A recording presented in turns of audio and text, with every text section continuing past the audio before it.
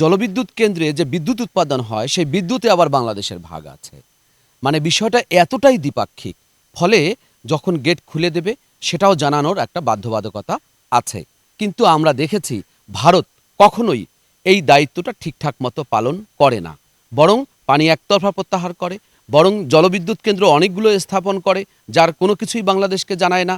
বাংলাদেশ ভারত নদীর প্রশ্নে ভারত বাংলাদেশের সাথে যে আচরণটা করে এটি হচ্ছে শত্রু ভাবাপন্ন আচরণ, এটি বন্ধু ভাবাপন্ন আচরণ নয়।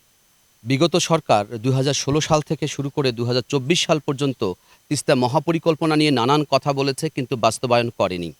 আমাদের কাছে মনে হয়েছে তিস্তা মহাপরিকল্পনাকে একটা ভূরাজনৈতিক কাজে ব্যবহার করা হয়েছে। কখনো ভারতের দিকে ঝুঁকে থাকা, কখনো চীনের দিকে ঝুঁকে থাকা। এর ভেতর দিয়ে আসলে এটা একটা দৃশ্যমান বিষয় তৈরি করা হয়েছে ভূরাজনৈতিক কারণে।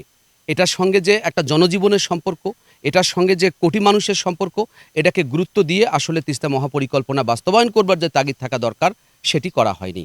এখন বরং আমরা বলতে চাই অন্তর্বর্তীকালীন সরকারের কাছে আমাদের দাবি যে তিস্তা নদীর একটা বিজ্ঞানসম্মত পরিচর্যা দরকার।